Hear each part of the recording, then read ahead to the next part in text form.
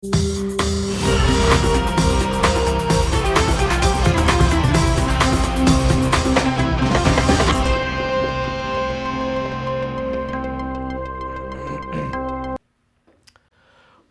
bem, pessoal, muito bom dia. Começando o Desperta ECL de hoje, terça-feira, 15 de agosto, é isso? 15 de agosto, 7 horas da manhã. Bem-vindas, bem-vindos, muito obrigado pela companhia.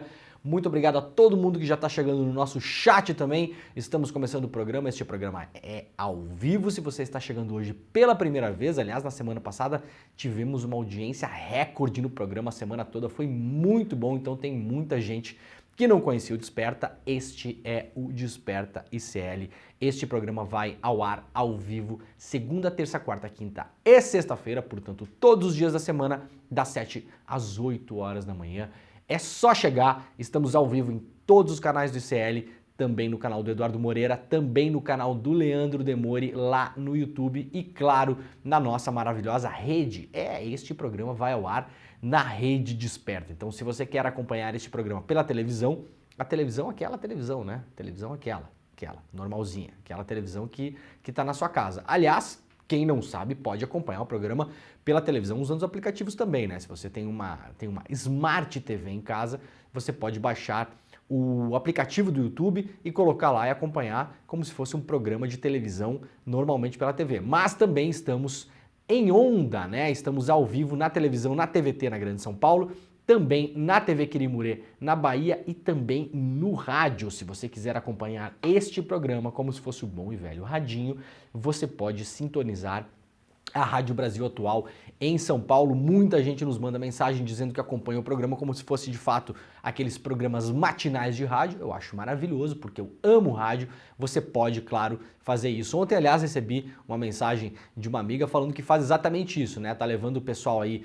de manhã pro trabalho, pra escola, tá organizando a vida e coloca o fonezinho, né? Coloca o fonezinho, deixa o celular, você pode colocar tanto no rádio como no aplicativo do YouTube. O aplicativo do YouTube permite que você só ouça o programa, então muita gente me fala, eu não tenho muita banda para gastar, porque a minha internet vai para o espaço se eu fico vendo vídeo, né, um vídeo de 1 hora. Não precisa ver o vídeo, deixa lá a tela do celular bloqueada, pode ficar ouvindo este programa como se fosse um bom e velho programa do radinho.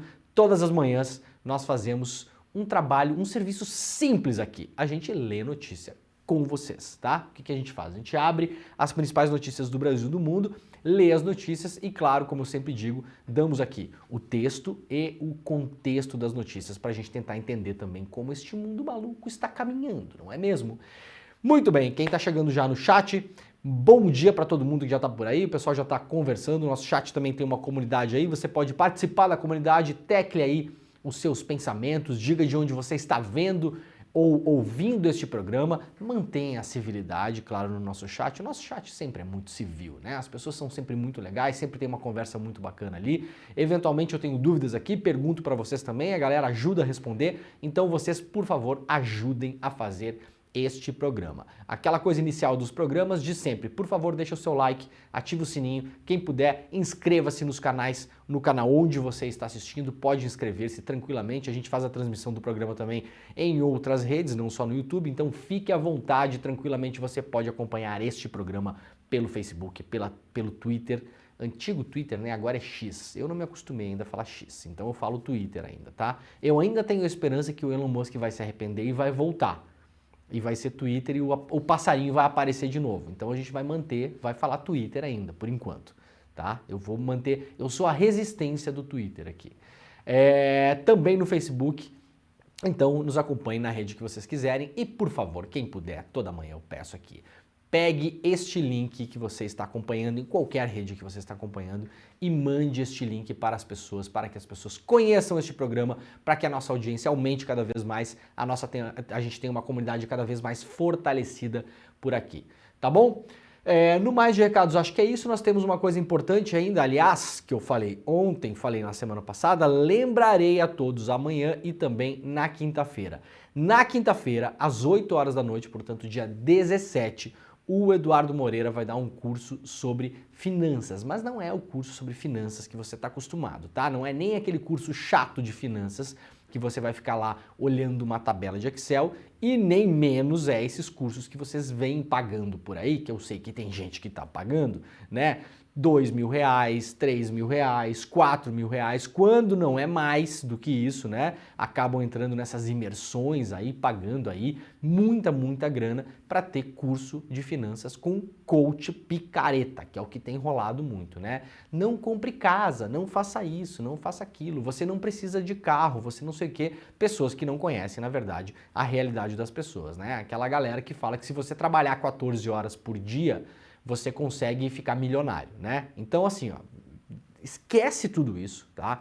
Geralmente, o Edu dá um curso, se eu não me engano, o Edu faz isso semestralmente, né? São aqueles grandes cursos que o Edu dá, que são cursos de 3 horas, 3 horas e meia, 4 horas, super completos, mas nesse caso, quinta-feira, às 8 horas, dia 17, portanto, quinta-feira agora já, né? O Edu vai dar um curso de 1 hora, tá? Vai ser um curso Pocket, um curso super, como direi, eu usei uma palavra ontem que era a melhor palavra, sintético. O Edu sintetizou uma grande aula, né? Uma grande aula que o Edu dá, ele sintetizou isso em 1 hora. E basicamente vai servir para você sacar como funciona a gestão da sua grana. Assim, sabe aquelas 1000 siglas que estão na prateleira de todos os bancos? Então, o que o Edu faz? Ele dá uma limpada na área e explica basicamente como você pode fazer para fazer uma gestão da grana que você tem aí, né? Muita gente tem, e não precisa ser muita grana não, gente. Às vezes você tem uma graninha sobrando ali, né? Sobrou um cantinho, recebeu um FGTS, ganhou um processo lá de uma, sei lá, companhia aérea, sabe? Essas coisas que a gente, de vez em quando aparece um dinheiro, né? Apareceu um dinheiro ali. Então, organizem-se para quinta-feira, às 8 horas da noite, entender de uma vez por todas, em um curso muito rápido, na verdade não é um curso, é uma aula, né? Uma aula do Edu para você sacar como fazer a gestão desse seu patrimônio. É de graça, tá bom? Primeira coisa, de graça. Segunda coisa, ao vivo. Terceira coisa, não tem reprise, geralmente essas aulas não tem reprise, as aulas do ICL são ao vivo, são exclusivas. Não é um videozinho que já está pronto, que o Edu vai soltar ali, não. Edu para, estuda. Vocês podem ver, ó, quinta-feira, que vai ser a aula, possivelmente o Edu não vai aparecer no ICL, porque o Edu fica lá estudando e organiza as coisas e tem aquela didática maravilhosa dele, e vai colocar gráfico e vai explicar e vai mostrar as coisas, vai deixar a coisa muito clara para todo mundo. Então, o cara senta e estuda, mesmo que seja uma coisa que ele conheça, decore salteado, né? Vai sentar, vai organizar isso. Então é uma aula exclusiva, de graça, ao vivo, quinta-feira, às 8 horas da noite, mas tem que fazer a sua inscrição, tá bom? Porque o link vai ser enviado por e-mail. Então você vai lá, você faz uma inscrição, o link vai ser enviado para você na hora da aula, você fica ligado lá, você vai receber o link para acompanhar essa aula. edu1.com.br/desperta. É isso, né, Jimmy? Acertei, né?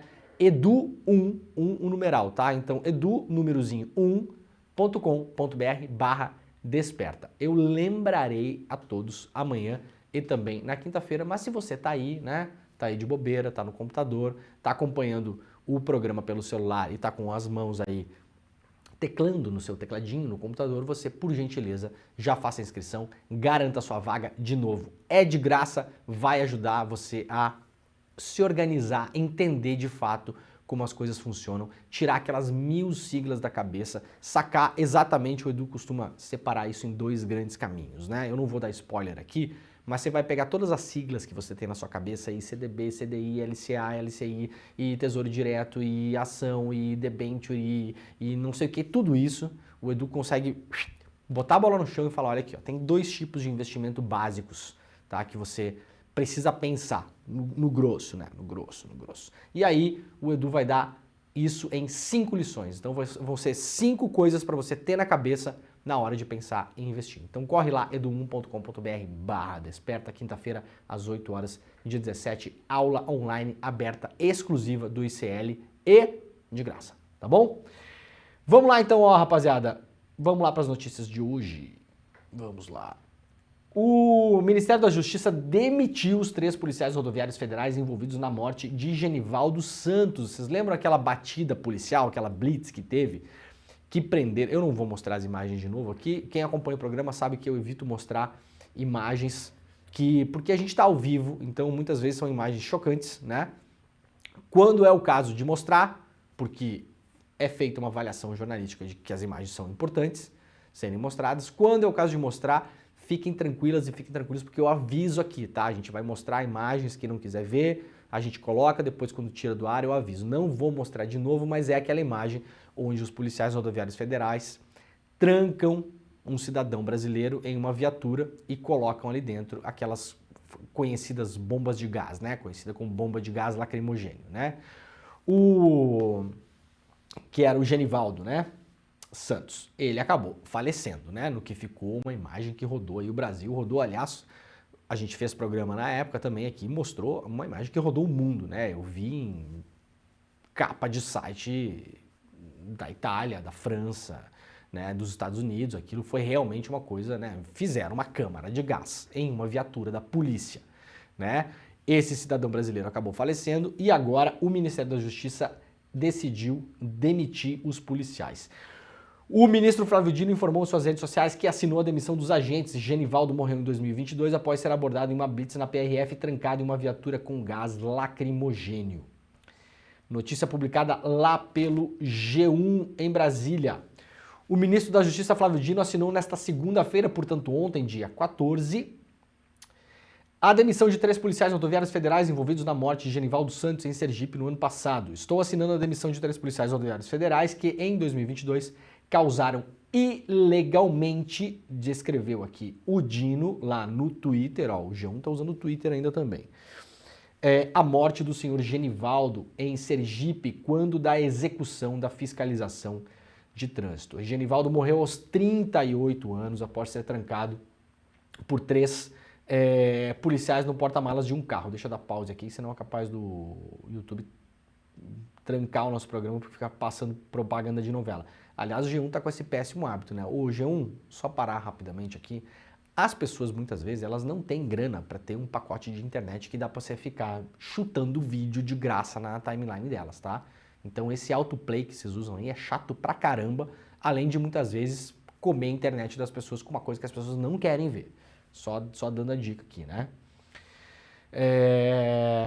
O Genivaldo, portanto, morreu aos 38 anos após ser trancado por 3 policiais no porta-malas de um carro da Polícia Rodoviária Federal e forçado a inalar gás lacrimogênio em 25 de maio de 2022. Ele foi abordado por trafegar de moto sem capacete na BR-101 na cidade de Umbaúba. Teve um cara que andou sem capacete bastante aí nos últimos 4 anos, né? Não me recordo de sequer ter sido parado pela polícia em nenhum lugar, né? Por acaso era o senhor Jair Bolsonaro. Então tem gente que pode andar sem capacete, pode, a festejada, a filmada, recebe palmas, parabéns, né?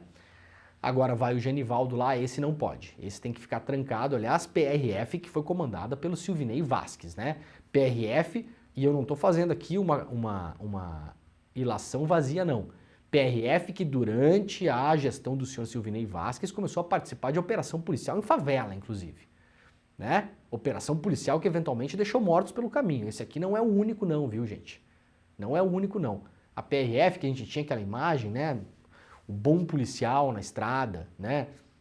Que cuidava para não ter... Quando tinha acidente de trânsito, sempre tem lá, sempre tem, ainda tem, né? Tem vários bons policiais rodoviários federais pela estrada, né? Agora, nessa última gestão aí, estavam convertendo a PRF numa polícia ostensiva de modo, assim, claro, né? Claro, né? Então não era só aquela polícia preventiva que cuidava das estradas, aquela coisa toda. Aliás, o senhor Silvinei Vasquez, que segue investigado também pela compra de um monte de carros blindados, o popular caveirão, para a PRF. Me diga para que a Polícia Rodoviária Federal precisa de tanque de guerra, que é basicamente o que são esses carros, né? Me diga para quê. Isso está sendo investigado, a tal da empresa Combat Armor, né? Se investiga até hoje. Os 3 policiais são William Noia, Kleber Freitas e Paulo Rodolfo. Eles foram presos em outubro de 2022 e devem ir a júri popular pelo assassinato. No início do mês, a Corregedoria da PRF já havia recomendado a demissão dos 3 agentes. O Ministério também suspendeu outros 2 agentes da PRF também por relação com o caso Genivaldo. Eles foram enquadrados na regra que pune quem viola deveres funcionais e comete infrações disciplinares previstas no regimento interno. São eles Clenilson José dos Santos, suspensos por 69 dias, e Adeilton dos Santos Nunes, 38 dias. O Flávio Dino também disse que o Ministério está revisando os cursos para a formação de policiais com o objetivo de combater abordagens como a que sofreu Genivaldo. Estamos trabalhando com o Estado, sociedade civil e corporações para apoiar os bons procedimentos e afastar aqueles que não cumprem a lei, melhorando a segurança de todos. Determinei a revisão da doutrina e dos manuais de procedimentos da Polícia Rodoviária Federal para aprimorar tais instrumentos, eliminando eventuais falhas ou lacunas, disse o ministro. Lembrando que, aliás, nos últimos tempos, vários cursos de formação sobre direitos humanos que aconteciam nas polícias, inclusive nas polícias militares, foram cortados, né? Eu já falei aqui, os policiais rodoviários federais, os policiais federais também, principalmente os policiais militares, são uma categoria, policial militar mais do que todos, né? Super precarizada. Tem policial doente pra caramba, tem policial com problemas sérios psiquiátricos, que não conseguem muitas vezes ser afastados, né? Vão lá, tentam um afastamento por problema psiquiátrico, tá em processo de burnout, tá em depressão, tá com estresse pós-traumático, porque essas pessoas participam, veem coisas o dia inteiro, os policiais rodoviários federais também, né? Acidentes nas rodovias, quem já passou por um acidente sabe, pode imaginar as coisas que vê um policial rodoviário federal todos os dias. Essas pessoas, no geral, são abandonadas pela própria corporação quando tem problemas sérios e precisam de afastamento. Já saiu matérias na imprensa, várias matérias inclusive, quem fala sobre isso muito é a tal da imprensa da esquerda, né? Que muita gente fala que não tá nem aí para policial. Vocês procurem matérias, reportagens falando sobre burnout, sobre estresse pós-traumático e sobre problemas nas corporações policiais, para defender os policiais. Geralmente está nos meios, né? Como é que fala? Esquerdopatas, né? Porque o pessoal da direita, no geral, só quer usar a polícia para ir lá e sentar-lhe o pau mesmo e fazer o que acham que tem que fazer, né? Não estão nem aí pro policial. Aliás, você que é policial, saiba que a direita, a extrema-direita, no geral, não estão nem aí para você. Querem que você seja bucha de canhão, vai lá, resolve, entendeu? Dá porrada, mata lá, se der problema, o problema é seu, né? Então, tem que se olhar mesmo, de fato, isso, né? Eu não estou dizendo que foi o caso aqui, esse caso aqui é um caso absurdo, a gente viu as imagens. Agora, muitas vezes acontece porque os policiais não deveriam estar trabalhando, muitos deles. Isso acontece muito nas polícias militares. O policial que deveria estar fora da rua não tem condições psicológicas de estar segurando armamento, de estar fazendo policiamento, está na rua porque a corporação não afasta e aí acontece o que acontece muitas vezes. É claro que nada disso faz com que maus policiais não devam ser punidos pelos crimes que cometem. A gente fala de violência policial toda semana aqui, né? Porque ela acontece no Brasil toda semana. Na semana passada falamos muito sobre isso, na semana retrasada falamos muito sobre isso, sobre o que aconteceu no Rio de Janeiro, na Bahia, em São Paulo. Não é exclusividade desses estados e a violência policial ela é suprapartidária. Eu sempre falo, tem 2 tipos de governadores, né? Os que não comandam a polícia, os que não têm comando sobre a polícia e concordam com as violências policiais e os que não têm comando sobre as polícias e não concordam. São pouquíssimos os governadores no Brasil que têm algum comando sobre polícias militares. Infelizmente, elas se tornaram órgãos quase que independentes e se mexe com a polícia, a gente sabe exatamente o que acontece. Então, boa notícia aí, né? Essa punição. Gente, matérias importantes hoje vindas dos Estados Unidos, né? A capa do New York Times trata disso, a capa lá do jornal inglês The Guardian também trata disso, o senhor Donald Trump, matéria traduzida pelo G1 e por outros jornais do Brasil também, acusado criminalmente de tentar alterar resultado da eleição da Geórgia. Aliás, Jimmy, fazendo aqui uma sugestão, nós viramos a outra imagem, nós podemos virar essa também, né?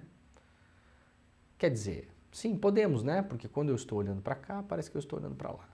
Então a gente pode virar de modo que parece que eu estou olhando a notícia. Faz sentido isso? Ou estou olhando ao contrário? Pode, né?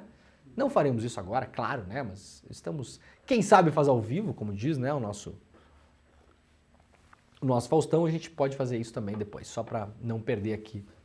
Olhando aqui a tela, eu olhei e pensei, ué, parece que eu estou olhando para o lado errado. E de fato, se a gente inverter assim, vai parecer que eu estou lendo a notícia e a mágica da televisão acontece, né? É maravilhoso. Trump é acusado criminalmente de tentar alterar o resultado da eleição da Geórgia em 2020. Promotores apresentaram 13 acusações contra o ex-presidente, incluindo extorsão e falsificação. Essa é a quarta acusação formal que Trump enfrenta na Justiça dos Estados Unidos.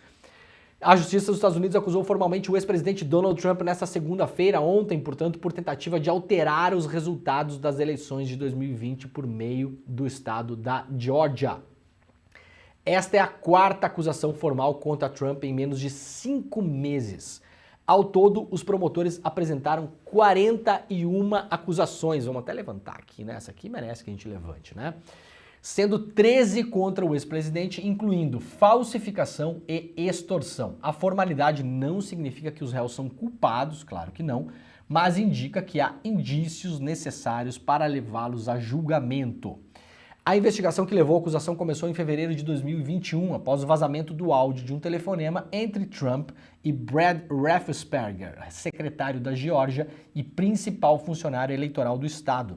Na ligação, o ex-presidente pediu a ele que encontrasse cerca de 12 mil cédulas com votos em seu nome, o que seria necessário para que ele ganhasse as eleições na Geórgia e elevasse os 16 delegados do estado. Levasse, né? Nos Estados Unidos, vocês lembram, né? O povo vai à votação, mas no fim das contas o que conta é quantos delegados você teve em cada estado. Então, se você ganhou no estado, você tem um maior número de delegados. Esses delegados, depois, o número de delegados soma-se o número de delegados e ganha a eleição quem tem mais delegados. Esse é o esquema lá nos Estados Unidos. Para além de tudo, um esquema bastante confuso, né? Depois falam da eleição brasileira, mas a eleição dos Estados Unidos também é aquela coisa, né? Vai que vai, né? Trump e os outros réus acusados nesta acusação se recusaram a aceitar que Trump perdeu e conscientemente e intencionalmente se juntaram a uma conspiração para mudar ilegalmente o resultado da eleição em favor de Donald Trump. Nos Estados Unidos, cada estado tem um peso diferente, como eu já expliquei aqui. Muito bem, lá no ano que vem, lembrando que tem eleição nos Estados Unidos, né? E a gente já mostrou aqui no programa, algumas semanas atrás, as sondagens que um instituto de pesquisa fez nos Estados Unidos, publicada pelo New York Times, mostrando quem as pessoas no geral e também as pessoas que tradicionalmente votam nos dois partidos dos Estados Unidos, os dois maiores partidos, não são os únicos, mas são os dois grandes partidos, né? Na verdade, são praticamente os únicos, né? Mostrando que a preferência dos eleitores para o candidato dos republicanos, né, na escolha do candidato, quem você quer que seja o candidato do Partido Republicano para a eleição do ano que vem, ainda é do senhor Donald Trump. Então ele ainda tem um recall, como chama, né, as pessoas lembram dele, e muita gente, a maioria, pela pesquisa que a gente viu, ainda deseja que o candidato à presidência da República no ano que vem pelos republicanos seja o Donald Trump. Tem uma maluquice nos Estados Unidos, mais uma, né? Essa democracia perfeita americana, né? Tem tanta maluquice que ela é tão maluca que ela, né? Às vezes, quase que não parece uma democracia, né? Só tem 2 partidos, né? Não leva a eleição a maioria dos votos da população, aquela coisa toda, né? O Trump, eventualmente, primeiro, aqui ele não está condenado ainda, tá, gente? Ele pode concorrer à eleição, ele pode ganhar a eleição, ele pode assumir a presidência, né? E isso vai ser discutido depois. No Brasil, isso pode acontecer também em alguns casos, né? Mas lá a lei, pelo que eu andei estudando nas últimas semanas para olhar isso aqui, ela é mais leniente com isso ainda. Então, é uma corrida contra o tempo agora para entender se de fato ele estará na eleição ou não, primeiro. Se vencerá a eleição ou não, segundo. E terceiro, se vai poder assumir de fato a presidência dos Estados Unidos ou não. Esperamos que nenhum desses cenários aconteça, né? Que até lá Trump esteja fora da eleição, possivelmente preso, que seria a melhor coisa, né? Vocês leram aqui, né? Ele e os seus cupinchas intencionalmente tentaram fraudar o resultado da eleição em um estado para ganhar a eleição no país todo, né? Então, intencionalmente. Vimos isso acontecer no Brasil também, né? A justiça americana usou a lei usada contra chefes da máfia para acusar Trump de tentar fraudar as eleições. Aqui o G1 fez um explicativo, né? mostrando que o Tribunal da Geórgia aplicou uma lei usada para processar chefões da máfia para acusar criminalmente Donald Trump na segunda-feira. O presidente dos Estados Unidos é alvo de processos que apuram uma tentativa de mudar o resultado eleitoral na Geórgia em 2020. O Trump foi alvo, portanto, de 13 acusações, né? Esse é o quarto processo criminal em um intervalo de 6 meses. Além dele, outras 18 pessoas foram formalmente acusadas de crimes como extorsão e falsificação. As acusações oficiais alegam que o ex-presidente violou uma lei anticrime conhecida como RICO, que combate o crime organizado. Se condenados por meio desta lei, os acusados podem receber penas que variam entre. Então isso aqui não é só como o nosso grande inelegível Bolsonaro, né? Isso aqui é uma acusação criminal, né? Penas que variam entre 5 e 20 anos de prisão. Então a diferença entre isso aqui e o que aconteceu com o Bolsonaro, por enquanto, eu falei ontem no programa, eu acordo cedo, né? Então eu não vou perder a festa. Por enquanto, o que aconteceu com o Bolsonaro? O Bolsonaro teve um processo contra ele no Tribunal Superior Eleitoral, né, e foi declarado inelegível, mas aquele processo não é um processo criminal. O Bolsonaro não tem risco do Bolsonaro ir para cadeia, né, por conta do processo do TSE. Daqui a pouco falaremos de outras coisas aqui. No caso do Trump, a questão é que sim, isso aqui é um processo criminal contra ele. Foi aplicado contra ele uma lei dizendo que ele violou uma lei anticrime, né? Essa lei conhecida como RICO, e a previsão é que em caso de condenação, o que seria uma lindeza, né? O Trump pode pegar pena que varia entre 5 e 20 anos, né? Para quem está chegando agora e não acompanha este programa, nós torcemos para a prisão de algumas pessoas aqui sim, tá? Vocês não fiquem espantados. Quem torce para a prisão do Donald Trump, por exemplo, pode ficar nesse programa tranquilamente, né? Eu sempre falo, se você quer, assim, só ler notícia e pronto, né? Que é aquela coisa, aquela falsa isenção, aquela coisa, não é exatamente aqui. Daí você pode comprar aquelas caixinhas da Amazon ou do Google, né? Tem várias agora, né? E aí você pode falar assim, ó, fulano, lê as notícias do dia para mim. Daí você vai, pronto, daí vai ler a notícia, pronto, né? Aqui não, aqui a gente torce, por exemplo, o Trump ser preso. Torcemos, muito, bastante, inclusive, né?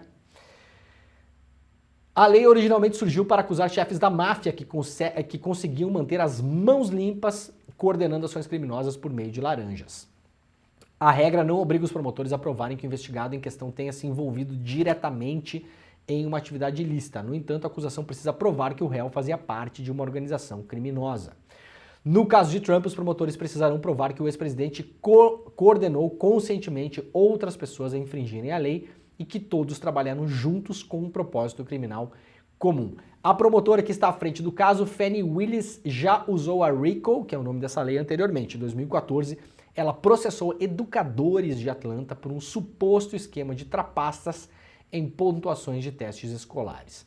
À época, os advogados alegaram na justiça que a promotora havia exagerado ao enquadrar o caso na lei anticrime, já que desta forma equiparou o sistema de escolas públicas a um empreendimento criminoso. No entanto, as condenações foram mantidas. Então, claro, acompanharemos o caso do senhor Donald Trump, que, aliás, é notícia em vários lugares do mundo. Hoje, lá no site independente francês Mediapart também, né?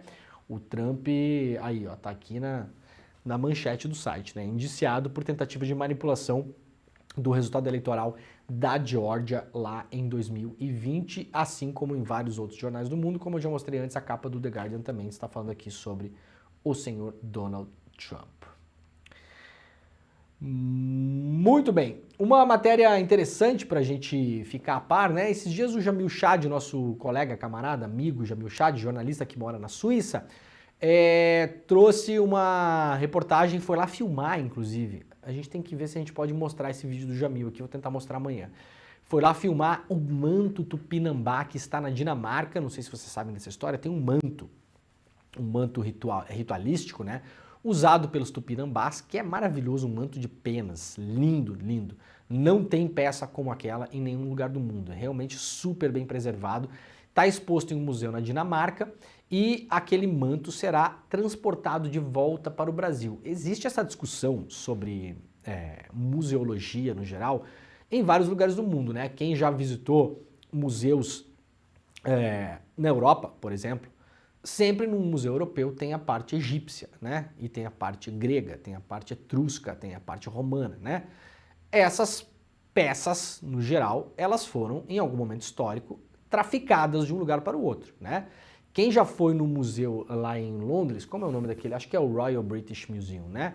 Quem já visitou lá, é um dos museus mais conhecidos do mundo e, além de tudo, é de graça, então quem vai para Londres, fica a dica aí, né? É de grátis, é só chegar e entrar. Viu que tem coisas gigantescas lá, os caras desmontaram templos inteiros, né? Colocaram em barcos e transportaram aquele negócio lá para a Inglaterra e remontaram as coisas lá. Obras de pinturas também, né? Discute-se até hoje, por exemplo, se a Gioconda, que está lá no Louvre, em Paris, deveria voltar para a Itália, né? Então tem essas discussões, né? Sobre o repatriamento de obras de arte.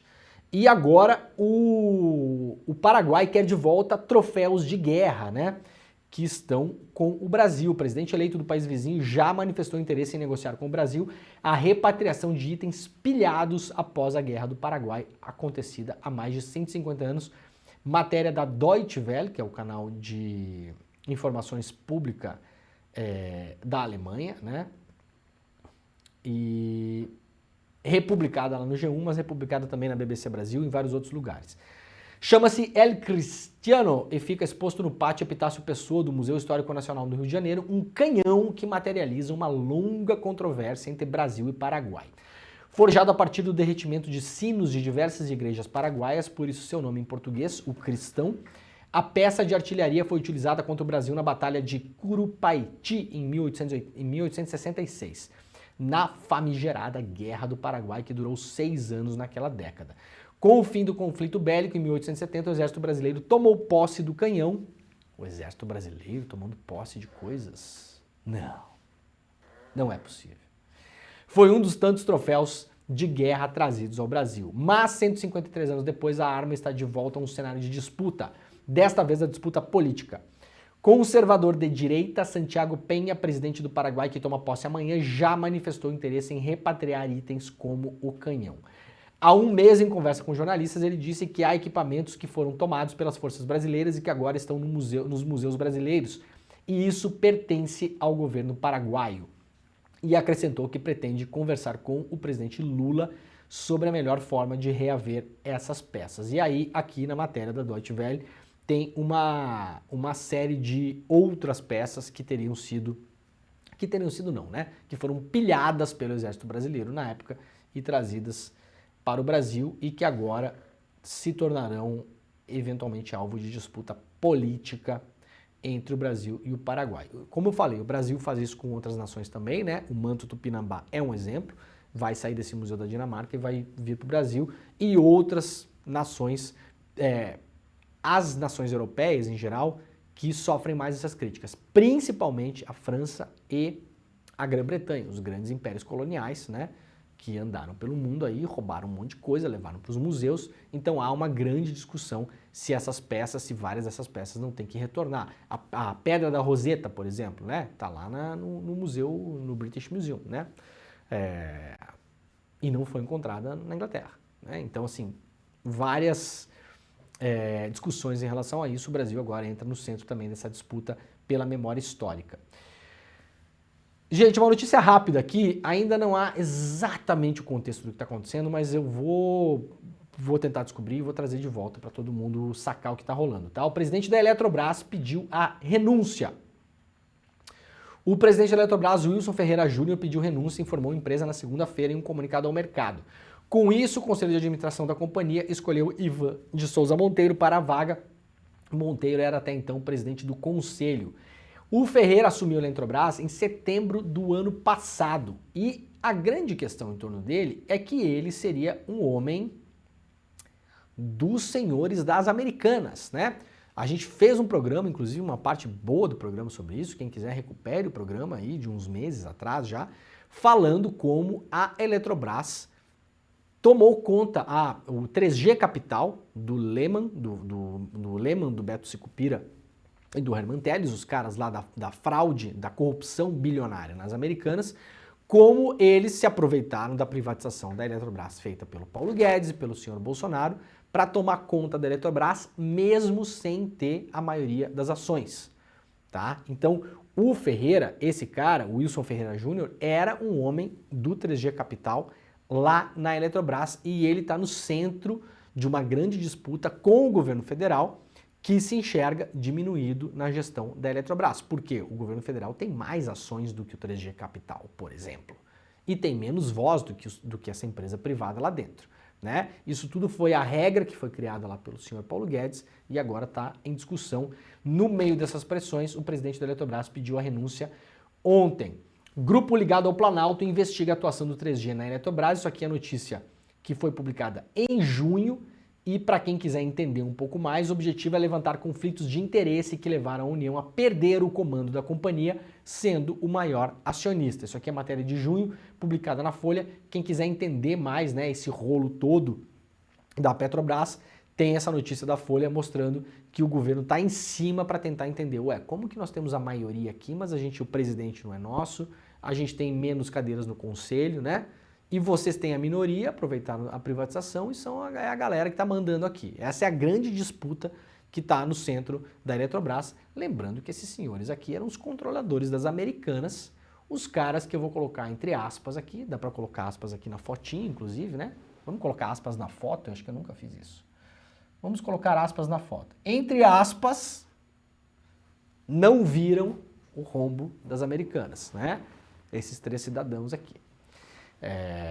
Maior escândalo de corrupção de uma empresa, olha, deve ter sido o maior escândalo de corrupção da história do capitalismo brasileiro. Eu não imagino que tenha uma coisa parecida com o que aconteceu nas Americanas, tá? Esquece Petrobras, tudo. Já falei, inclusive fiz a comparação aqui, né? Quanto foi o dinheiro recuperado durante a Lava Jato, né? Números oficiais da Lava Jato, que a Lava Jato diz ter recuperado da Petrobras, 6 bilhões, tá bom? 6. Americanas chegamos a falar de 40 bi, tá? Não milhões, 40 bi. O primeiro número que saiu no dia que disseram, ops, tem um problema aqui, era 20. E já falei várias vezes no programa, inclusive, não existe corrupção privada e corrupção pública. Quando você pega uma nota de 10 reais, não está escrito 10 reais público, né? Nem 10 reais privado. O que aconteceu nas Americanas interfere em todo o mercado. Todo o mercado. Inclusive em bancos públicos que são credores das Americanas e vão, eventualmente, podem tomar calote porque esses senhores aqui, aspas que eu coloquei aqui, olha que bonitinho, não viram, né? Não viram o que estava acontecendo. Sempre que eu vejo a carinha de alguém, eu tenho vontade de desenhar como a gente fazia, né? O Leandrinho da escola tem vontade de fazer óculos e linguinha. O que vocês faziam? Eu fazia linguinha, óculos e guampinha, né? Não é nada contra os senhores, viu, senhores? Fiquem tranquilos. É só assim, né? Me vem à cabeça. Uma hora eu vou fazer. Uma hora a gente vai achar foto de alguém que, se fizer, não vai dar problema. O Wilson Ferreira, que era o CEO da Eletrobras, tinha negado que tinha sido convidado para assumir a empresa e depois assumiu, né? Então a gente tem isso aqui é notícia publicada pelo Lauro Jardim lá em março, as movimentações para levar o CEO da Vibra de volta à presidência da Eletrobras. O 3G Radar, maior acionista privado da Eletrobras, trabalha nos bastidores para levar de volta o Wilson Ferreira para a posição de presidente da empresa. Ferreira, desde março de 21, é o CEO da Vibra. O fundo tem o apoio do BNDES e quer emplacar a privatização da empresa até maio. A empresa foi privatizada, o Wilson Ferreira, nesse momento aqui, negou que estava sendo convidado para ir para a Eletrobras e depois foi para a Eletrobras. Né? Então aconteceu tudo que todo mundo estava falando que ia acontecer, de fato. Lembrando rapidamente aqui, essa Vibra, que é a ex-BR Distribuidora, que está citada na notícia aqui, ó, a BR Distribuidora é os postos, né, da Petrobras, né? Ela, nesse momento, ela foi privatizada pela Petrobras, a Petrobras se vendeu, e agora, como ela está apresentando maus resultados, estão tentando reestatizá-la. Veja só, o capitalismo de resultados ele é incrível, né? Somos contra o Estado, não pode ter empresa estatal, então vende. Aí os caras venderam. Aí o negócio está dando ruim, não está indo bem o negócio. Aí eles querem o que agora? Vender de volta para o Estado. Querem reestatizar. O pessoal assim, de dia privatiza, de noite restatiza, né? Aí vocês podem ter certeza que daqui uns anos vai querer privatizar de novo, né? Aí o Estado assume, bota dinheiro público, seu, meu, nosso dinheiro, bota lá, organiza a parada toda, depois vende de novo pros caras, né? É inacreditável, né? Ai, ai, ai, ai, ai, ai. Uma notícia internacional rápida aqui também. Pedro Briones, dirigente político assassinado no Equador, é o segundo dirigente político assassinado no Equador, né? Na semana passada nós noticiamos aqui a morte do Fernando Villavicencio, que era um candidato à presidência do país. As eleições acontecem nas próximas semanas. E agora um aliado do Rafael Correa foi assassinado por lá. Pesquisadores encontram vestígios que podem ser de sangue, inscrições na parede e mais de 300 objetos antigos em escavações no DOI-CODE em São Paulo. Em agosto, pesquisadores da Unicamp, da Unifesp e da Universidade Federal de Minas Gerais fizeram investigações forenses e arqueológicas no antigo prédio onde ficava o DOI-CODE em São Paulo, né, o aparelho de repressão política em São Paulo. Foram lá fazer trabalho de arqueologia mesmo, né, de escavação, para tentar encontrar vestígios do que aconteceu naquele prédio. E agora os trabalhos acabaram, já tem algumas peças aqui, a gente pode ver, né? Já há algumas peças aqui. E os pesquisadores agora vão investigar essas peças em laboratório, né? A investigação local já acabou. E lá nesse centro, que era um centro clandestino de tortura da época da ditadura militar, na zona sul de São Paulo, eles encontraram vestígios do que pode ser sangue e uma importante inscrição de um calendário em cômodos de um dos prédios do complexo. O trabalho busca esclarecimento em relação às violações cometidas durante o período antidemocrático do Brasil, de 64 a 85. Cláudia Plens, coordenadora da arqueologia forense, explica que o sangue é uma das hipóteses para os vestígios encontrados em 2 salas do primeiro andar, uma vez que o luminol, substância utilizada como demarcador, reage com substâncias metálicas, sejam elas orgânicas ou não. Agora, somente análises laboratoriais vão poder comprovar, né, se de fato eram vestígios de sangue ou não. A equipe ainda fala que encontrou entre 350 e 400 objetos, dentre eles um vidro de tinta para caneta e carimbo no espaço onde os sequestrados eram fichados. Grande parte dos objetos descobertos seriam relativos ao período entre as décadas de 50 e 90 e irão ajudar no estabelecimento de uma espécie de linha do tempo dos acontecimentos. Para os pesquisadores, as inscrições na parede do banheiro em cima de um mictório são a grande descoberta até o momento e podem ser considerados símbolos da resistência de pessoas que por ali passaram. Uma pesquisa inicial indica que números associados aos dias da semana e meses cravados na parede sejam referentes ao ano de 1970 ou 1981, né? Aqueles calendários que você faz para marcar os dias, né? Quando você está preso em algum lugar e não tem acesso à informação, então você não sabe, depois de um tempo, você perde a noção do tempo, não sabe exatamente há quanto tempo está preso, né? Então foi encontrado lá uma espécie de calendário demarcado na parede, nesse aparelho de tortura clandestino que os militares brasileiros operaram no Brasil e, até hoje, a imensa maioria deles não foi responsabilizada pelos crimes que cometeu.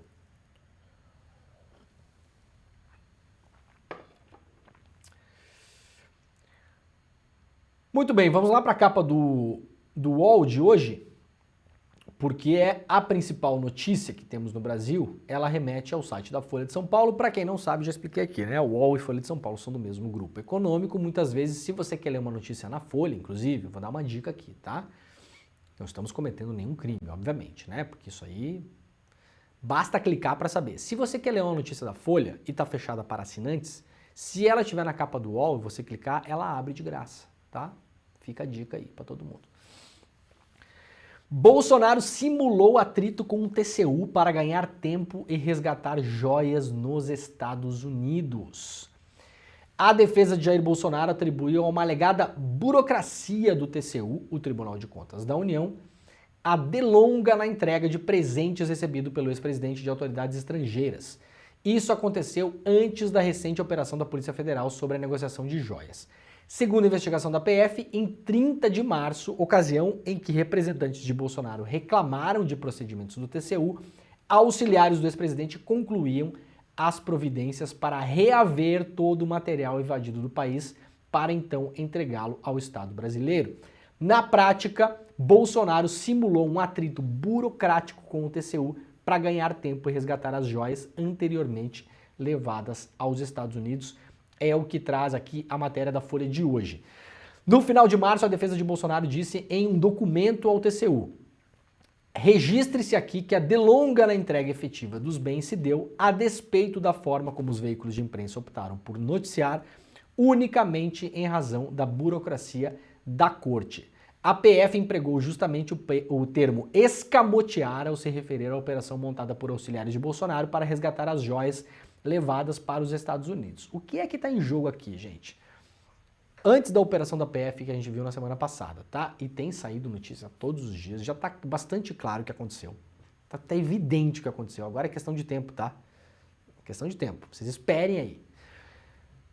Enquanto a PF não estava investigando, mas não tinha operação, os órgãos brasileiros, o Estado brasileiro, estava dizendo o seguinte, ó, principalmente depois das matérias que saíram no jornal Estado de São Paulo no começo desse ano, mostrando as joias da Arábia Saudita, que o senhor Bolsonaro mandou seus auxiliares para tentar recuperá-las. Ficaram apreendidas, lembrando, né? Apreendidas no aeroporto de Guarulhos quando trazidas na mala, escamoteadas de modo clandestino pelo então ministro Bento Albuquerque, almirante da Marinha. Falei ontem, aliás, todos os envolvidos nesse caso são militares, com raríssimas exceções. Só tem militar nessa trampa, né? Então, se é uma coisa que a gente viu que os militares são eficientes mesmo, é fazer trampa de joia. Porque eu vou repetir, só tem militar envolvido nessa trampa de joia, com raríssimas exceções. Aí, o TCU falando pro Bolsonaro o seguinte, ó, saiu essas matérias aqui, o senhor recebeu outros kits de joias, além daquele que foi apreendido em Guarulhos, não recebeu? Recebeu, sim. Relógio, brinco, terço, pulseira, colar, abotoadura. Vou mostrar um vídeo daqui a pouquinho para vocês olharem, tá? Tem que devolver, senhor. Isso aí não é seu, né? Isso é do Estado. O senhor não recebeu isso enquanto Jair. Ninguém olhou para sua cara e falou, nossa, eu vou dar um kit de joias para ele aqui, vou dar um relógio de 800 mil reais pro Jair, né? Ninguém encontrou o senhor na praia, caminhando, e falou, vou dar aqui uma abotoadura pro Jair. O senhor recebeu aquilo enquanto presidente da República, que infelizmente foi eleito, né? Então estava lá representando o Brasil. Então o presente não é para o senhor, o presente é para o Brasil. O senhor tem que devolver. Só que tinha um problema. Um relógio eles tinham vendido numa loja de joias dos Estados Unidos. Outro kit de joias tinha sido colocado a leilão. Tem vídeo mostrando isso. Olha aqui, ó. Isso aqui é um vídeo da empresa de leilão. Esse aqui é o tal do kit rosé, como a Polícia Federal está chamando, tá? Essas joias todas aqui, abotoadura, caneta, relógio, um terço, isso aqui tudo tinha sido dado para o Brasil através da figura do senhor presidente da República. Eles tinham levado isso embora no avião presidencial para os Estados Unidos, é o que diz a investigação da Polícia Federal. Isso não é a minha opinião, não é o que eu acho, né? Se você não gosta dos fatos, o problema é de quem não gosta dos fatos. Reclame com a Polícia Federal. Isso aqui é um vídeo de uma empresa de leilão. Esse kit aqui tinha sido colocado à venda. Então tinha um problema, eles tinham que reaver essas peças para devolver. O TCU falou, tem que devolver isso aqui. Não é seu, isso que você precisa devolver. Só que várias peças não estavam mais com eles. Um relógio ao menos tinha sido vendido. Esse vídeo eu publiquei lá na minha newsletter, gente, agrandeguerra.com.br, quem quiser acessa. Aliás, fiz um resumão, eu não quero ter que elogiar o meu trabalho, mas eu vou, até porque esse trabalho não é meu, esse trabalho é feito pelo Gerson Urguin, que é o jornalista que trabalha comigo na newsletter. A gente fez um resumão da treta das joias, que olha, é o lugar para você entender. E aqui a gente publicou esse vídeo, tá? O vídeo aqui ó, tem os certificados, né, da autenticidade das joias, tudo isso aqui escaneado pelo Mauro Cid, isso aqui estava no e-mail do Mauro Cid, tá? Esses certificados aqui, ó. Tudo escaneado pelo Mauro Cid e mandado para ele para o próprio e-mail. Tem o pai do Mauro Cid que foi pego num reflexo fotografando a caixa de uma obra de arte que tinha recebido, que ia vender também. Tentaram vender uma palmeira feia pra caramba, né? Tá aqui ela, feia pra caraca, né? Mas ia vender, iam tentar vender. Essa aqui aparentemente não conseguiram vender porque não era de ouro maciço, né? E aí, agora a conclusão é que eles enrolaram o TCU, né? Então, tipo assim, ó, tem que devolver. Tá bom, vou devolver. Tá, devolve agora. Tá, mas espera aí, só para entender, tem que devolver mesmo? É, tem que devolver. Ah, então tá. Tá bom, vou devolver. E aí, não vai devolver? O que é para fazer mesmo? Devolver. Ah, devolver, sim. Tá bom, a gente vai, peraí, tamo indo, viu? Tamo indo. Enquanto isso, os caras iam lá recomprar o relógio, né? O recibo de recompra do relógio que foi vendido nos Estados Unidos está no nome do Frederic Vassef, está no nome do cara, que é um advogado, ex-advogado do Bolsonaro, ligado ao Bolsonaro, né? Que segundo a investigação foi o homem mandado para os Estados Unidos para recomprar o relógio que tinha que ser devolvido, e essas joias aqui tinham ido a leilão, e aí os caras tiveram que ir lá pegar de volta para devolver. É isso o que temos hoje. E claro, tem saído muita coisa em relação ainda aos e-mails do Mauro Cid, aos e-mails de outros militares envolvidos nessa trampa. Vejam a foto, como eu digo, né? A maior parte das pessoas envolvidas nesse negócio é militar, né? E a matéria publicada pelo UOL, ontem no final da tarde, assinada pela Gabriela Vinhal e pela Isabela Cavalcante, mostra sargento ligado a Bolsonaro moveu R$3.340.000 e repassou verba para Mauro Cid.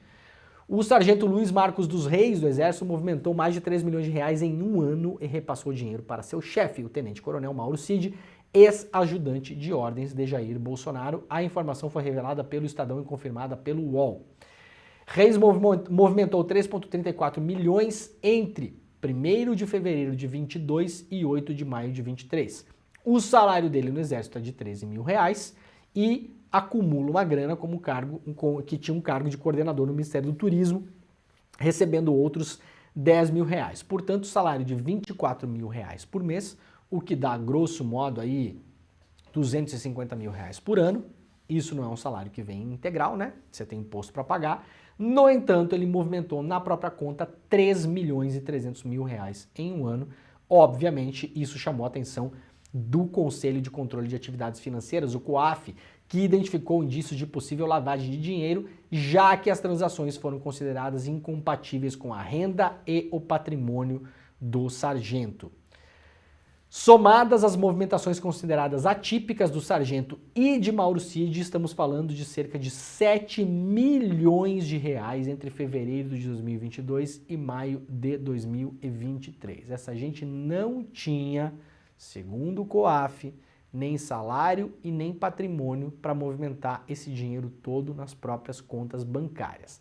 Lembrando que parte do dinheiro que está envolvido nesse negócio todo das joias, segundo o que já foi publicado na semana passada, iria em cash para as mãos de Jair Bolsonaro.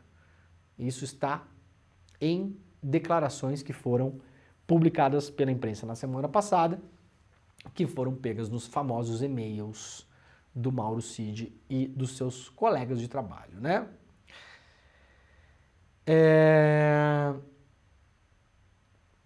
O DCM traz aqui que o Bolsonaro está meio baqueado, né? Baqueado, diz o DCM. Bolsonaro não quer manifestações no 7 de setembro, dizem aliados. Segundo essas notícias, é porque o Bolsonaro tem medo de cutucar a onça com vara curta, né? Uma coisa é você fazer tendel no 7 de setembro quando você é presidente da República. Aí você tem lá o Aras, né? Tem lá a Lindora, ninguém faz nada, ninguém se mexe, nada acontece. Aí é fácil, né? Agora a coisa ficou um pouco mais difícil. Então o DCM traz um pouco desses bastidores hoje, mostrando que o Bolsonaro não quer se mexer. Ontem o site O Cafezinho, que é um site que já falei aqui na semana passada, vem trazendo várias notícias sobre tanto os e-mails do Mauro Cid quanto a movimentação do COAF. Vou fazer aqui uma fala muito rápida. 7h54, antes da gente dissolver a nossa rede. Nós que buscamos uma imprensa alternativa à imprensa que está por aí, chamada grande mídia, imprensa comercial, chame como vocês quiserem, tá? Primeiro, quem acompanha esse programa sabe que esse programa aqui não é um programa que se baseia por clichês, né? Então aqui a gente não fica falando que o veículo A, B ou C é bom ou ruim. As coisas são muito mais complexas do que essa. Nós tentamos mostrar sempre os interesses empresariais que tem por trás das notícias que a gente fala aqui, mas tem coisa bem feita sendo feita no Estadão e tem coisa mal feita sendo feita no Estadão, no Globo, no G1, no UOL. E quando tem uma coisa a gente fala, quando tem outra coisa a gente fala, não tem problema nenhum. Agora, nós sempre tentamos trazer aqui também o que é produzido pela imprensa independente, pela imprensa alternativa, que não está nesses grandes meios de comunicação, né? Acabamos de falar do DCM aqui, estou falando do Cafezinho agora, por quê? O Cafezinho, desde a semana passada, vem publicando reportagem, notícia, sobre os e-mails do Mauro Cid e sobre as movimentações do COAF. Se isso aqui tivesse na Globo News, a Globo News ia passar a manhã inteira falando disso, tá? Se fosse publicado em outro lugar, na Folha, não sei aonde, outros jornais e imprensa grande e colegas, inclusive jornalistas, iam compartilhar, né? Então cabe a gente, nós, comunicadores, compartilhar trabalhos como esse, que são importantes. Não há diferença entre a reportagem feita aqui e a reportagem feita na Globo News, mas muita gente, inclusive o pessoal de esquerda, progressista, que reclama da grande imprensa, sai a mesma notícia em dois lugares diferentes, vai lá e pega o link da imprensa comercial e joga o link da imprensa comercial no Twitter e no Instagram. Então dá uma pensada de vez em quando, dá uma olhada, pô, peraí, isso aqui tem documento publicado aqui, tem informação, é importante. Então, vocês sabem, sempre que eu posso eu trago aqui, né? Então, notícia final do dia para fechar o programa. Lembrando que a gente vai ter que dissolver a nossa rede agora, então, ó, rapaziada, quem nos acompanha pela TVT, pela TV Quirimurê e pela Rádio Brasil Atual, muito obrigado pela companhia. Nós voltamos amanhã, tá bom? Tchau, tchau. Galera, última notícia do dia. Lembrando que, terminando o programa, vocês não precisam mais sair do nosso link aqui para pegar nos comentários o link do ICL Notícias primeira edição. A gente está fazendo agora como se fosse um programão, tá? É um super programa jornalístico. Então, começou aqui o Desperta de Manhã, terminou, vocês não precisam fazer nada, não saia daí, não mexa no mouse, não clique no xizinho, só respira, porque se não respirar vai desmaiar. Igual o Flávio Bolsonaro e a Jandira Fegali não tá na sua casa para segurar na sua mão, tá bom? Só respira, que vai continuar o ICL Notícias primeira edição aqui. E depois tem os programas novos, né, que estreamos esta semana. O programa da Gabi Varela, que vem depois do N1, então até as 10h30 tem o ICL Notícias primeira edição, depois tem a Gabi Varela, depois tem a Débora Maganha, né, que vem com um programa sobre economia, finanças e mercado financeiro, tá bom? Aliás, não é só a Débora e o André Campedelli, tá? Então você fica com o ICL até meio-dia, é isso? Até meio-dia. Tudo nesse link aqui. Então, deixa rolando a coisa que amanhã vai ser longa por aqui, tá? Notícia final, então, para fechar o Desperta de hoje, lá do site O Cafezinho. Ajudante de ordens recebeu mais de 16 mil reais de empresa investigada por pagar contas de Michele Bolsonaro. O Cafezinho teve acesso a relatórios do COAF.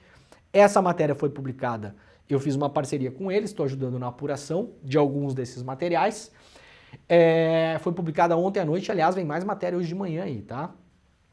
O sargento Luiz Gomes da Silva, ex-ajudante de ordens do presidente Jair Bolsonaro, recebeu da empresa Cedro do Líbano, velha conhecida dos esquemas aí, com Codevasf, que já é investigada por pagar contas da Michele Bolsonaro. Esse ajudante de ordens do Bolsonaro também recebeu dinheiro da Cedro do Líbano, a mesma empresa que depositou dinheiro na conta da Michele. Segundo o relatório do COAF, recebeu 2 depósitos de R$ 8.330, ou seja, 2 depósitos idênticos, valor idêntico, que caíram da Cedro do Líbano, essa empresa estranhíssima, que já é investigada no escândalo da Codevasf e que é investigada por depositar dinheiro na conta da Michele Bolsonaro. Agora tem mais um indício aí que depositou dinheiro também na conta do ajudante de ordens do senhor Jair. Então as investigações estão se abrindo aos poucos matéria publicada ontem à noite, né? 21h55. Hoje de manhã tem mais matéria que vai ser publicada lá no cafezinho, então fiquem atentos. Gente, muito obrigado, o programa está acabando. Amanhã, às 7 horas da manhã, estamos de volta. Este é o Desperta ICL. Agora vai começar o ICL Notícias, primeira edição. Vocês fiquem por aí que o programa segue no mesmo link. Muito obrigado pela companhia de todo mundo. Se está saindo agora, já deixa o like, compartilha esse programa. Amanhã estaremos de volta. Um beijo e tchau.